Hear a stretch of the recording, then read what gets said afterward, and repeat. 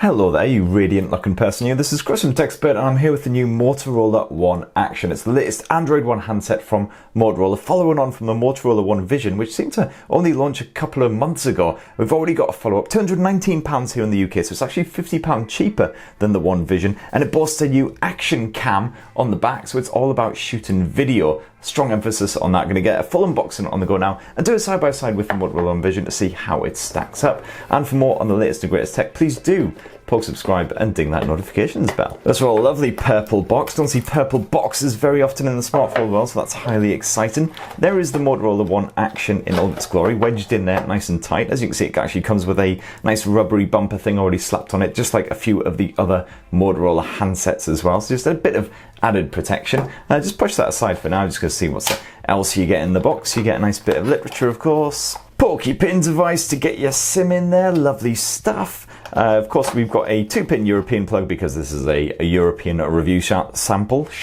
I haven't had too many shandies for lunch, I swear. But you will, of course, get a 3-pin plug if you buy the UK version. And then, of course, a bit of charge and plug action as well. How thrilling. And yes, it is a nice bit of Type-C action as well. None of that micro USB guff, so that's great to see. Let's cram it all back in there. We'll actually check out the exciting part, which is the phone itself. So it's great to see Motorola including these rubber covers on all of its smartphones these days, even though it's like a couple £100, so it's quite a budget-friendly handset.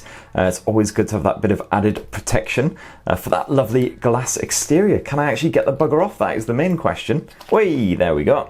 And there is the Motorola One Action in all of its glory. Right, looks like we've got a nice bit of gas in the tank. Wow, that is a fiercely bright screen. So just going to get it all set up now, and then we can have a good old tour of the Motorola One Action's hardware and software. So anyone who's seen my Motorola One Vision coverage should be getting some serious deja vu chills right now, because the Motorola One Action actually looks pretty much identical. In fact, let's bring in the Motorola One Vision, which I have right here, and do a little side by side just so you can see. Now, first up, as you can see there, on the Moto Action and the original Motorola Vision as well, you get a pretty much full view display, slightly chunky bezels down beneath, but it stretches almost edge to edge the rest of the surrounding. You do get a bit of pinhole camera action up in the top left corner, but it is nicely pushed out of the way, so it does feel like you get a really nice view right there. And same story around the arse end as well. You once again get a lovely shiny Gorilla Glass finish right there. Curves neatly towards the edges for a nice comfortable grip, and it's a 21:9 aspect ratio handset as well, so it does fit really nicely in the hand.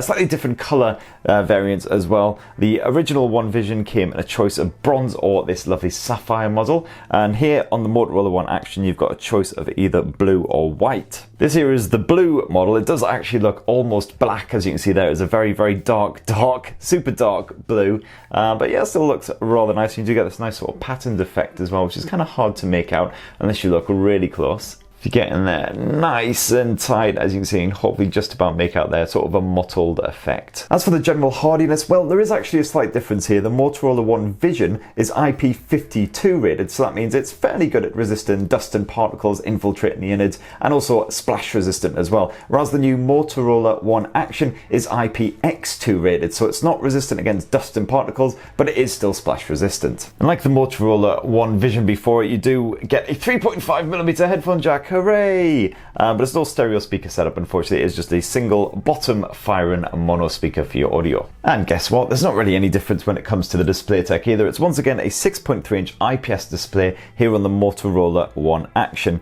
Full HD plus resolution keeps everything nice and crisp. So whether you're watching videos, browsing your pics, whatever you want to do, you get some nice sharp images. And it's all reasonably punchy for an IPS. You can actually dive into the settings as well. Head to display, and inside of here you've got all the usual night light settings and everything. You can actually play around with the colors as well. It's actually on saturated at the moment, so this was its sort of vibrant level. You can dial it down to natural as well, which looks a bit bland, to be perfectly honest, in my own eyes at least. As you can see here, it'll be perfectly good for your bit of Netflix streaming sessions, something like that. Perfectly crisp visuals. My only qualm with it is the fact that you've got this lovely 21:9 stretched aspect ratio, a nice cinematic style display, but it doesn't seem to support any 21:9 content on the likes of Netflix and Amazon Prime. I've browsed plenty of Sony movie output, stuff like that, the kind of stuff you normally get in 21:9, and it just always puts this horrible black bar there. Even when you zoom in, as you can see, there's always that horrible black bar there, which is a real shame. As for the software, well, it's a lovely clean stock version of Android Pie on both the Motorola One Action and the older Vision. Of course, they're both Android One handsets, which means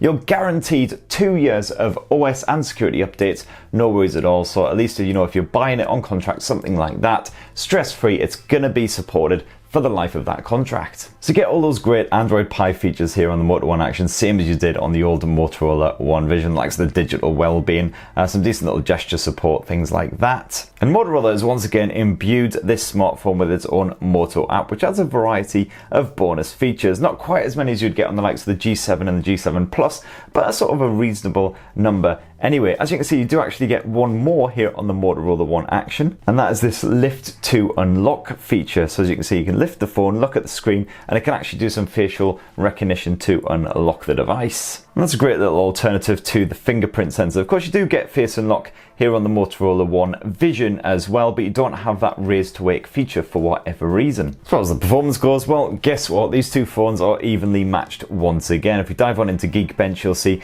they basically score the same every time you run it. So as you can see, they're a fairly respectable score for a sub £300 smartphone. That's because they're both running the same Samsung Exynos 9609 chipset backed by 4 gigs of RAM. So it's absolutely fine for a bit of PUBG Mobile, things like that. It'll run perfectly smoothly, even on sort of medium detail settings, which is really, really impressive stuff. The Motorola One Action once again supports a 3500 milliamp cell, just like the Vision, and it should last you a full day as long as you don't absolutely abuse it to bits. And as you can see there, you've got usual battery saver features and everything as well, adaptive battery tools, so that's all good. However, when it comes to charging back up, the older Moto One Vision does support slightly faster 15-watt charging compared with a 10-watt charging here on the Motorola One Action. And as you can see, for the storage front as well, 128 gigs of storage on both of these devices. A good chunk of it is free. The Moto Action I've only just started setting up, so as you can see, this is pretty much what you'll get when you grab it, and as you can see, over 100 gigs are free, so plenty of space for all of your apps, your media, whatever you want. That said, as far as the storage goes, you can actually expand the Motorola One Action up to 512 gigabytes by slapping in a microSD memory card, so that should be plenty of space for all of your apps and media and everything else. The older Motorola One Vision is actually not quite so strong. It can be boosted by a further 256 gigs using microSD. But to be fair, that's going to be absolutely fine for most people unless you're shooting a shag load of 4K home movies. Now, the one area where these two smartphones do finally set themselves apart is, of course, the camera tech. The Motorola One Vision, that came along first. That rocks a mighty 48 megapixel primary lens with optical image stabilisation built in, and that was backed by a simple 5 megapixel depth sensor. The Motorola One Action, it actually has a triple lens camera, though that primary lens has been pared back to just a 12 megapixel effort, and there's no optical image stabilisation in there. You do get that secondary 5 megapixel depth sensor as well, but you also now get a third 4 megapixel lens, which is used for the action cam feature, and I'll show you that in a sec. Now, if you dive on into the camera app, you'll see that they basically sport the same camera features. So the Motorola Action, once again, start off in full auto mode, but you can swap to manual mode just as you can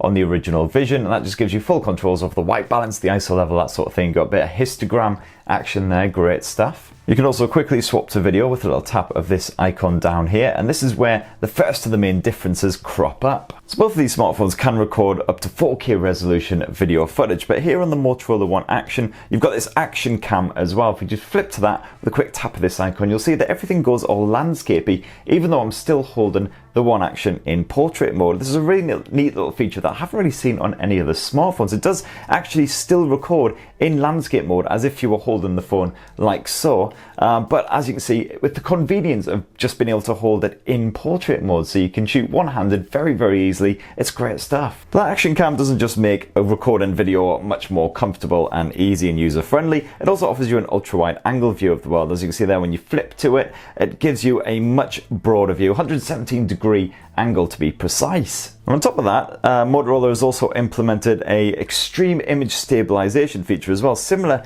to the stabilization you'll find on Samsung's Galaxy S10 and Note series as well. So very good if you are doing a bit of jogging, a bit of cycling, something like that, and you want to record video at the same time. As you can see, you can turn it on for either the standard video mode or the action cam video mode as well. And besides that, it's basically business as usual. We've got all the usual toggles, HDR mode, flash, and all that kind of shenanigans. And if you tap down here, you can flip to your bonus modes. And as you can see, you get almost the same selection here on the Motorola One Action as you do on the Moto One Vision. You don't get the night vision mode, unfortunately, which is a shame because I did a pretty good job of sort of brightening up your shots in a low light situation. But you get the likes of the spot color, the cinemagraph, all that kind of shenanigans. And also, if you dive on into the camera settings as well, you'll see that the Motorola One Action, just like the Vision before, it offers all of the same AI mode settings as well. So you can once again get a bit of smart composition that just obeys the rule of thirds and can also level a shot if it detects that it's a little bit wonky. You've got your auto smile capture, and you've got the shot optimization as well, which can actually recommend swapping to portrait mode or something like that if it detects a different feature will be best used at this particular moment. As for the front-facing camera tech, well, there's a bit of a difference there as well. Oh, there I am in all my glory. So it's a 12 megapixel front-facing camera here on the Motorola One Action. The older Motorola One Vision has a slightly boosted 25 megapixels, so it can shoot crisper resolution, as you can hopefully make out there. You can definitely see more of these crease line things, some of the crow's feet, yeah, just the hideous, horrible, gunky paws on my face. Thank Christ for beauty mode, eh? Love a bit of that. Face beauty, oh yeah, there we go. And of course you've got all the usual bonus modes on both of them. So you've got the likes of the portrait mode, which will just pick out your face and just blur everything behind you. It tends to be a little bit ropey here and there, using only the single lens front facing camera because it's not quite as good at depth perception, but still does the job. And you've got the full range of effects as well. You can increase or decrease that blur, and you can also add in some studio effects, things like that. Sunshine.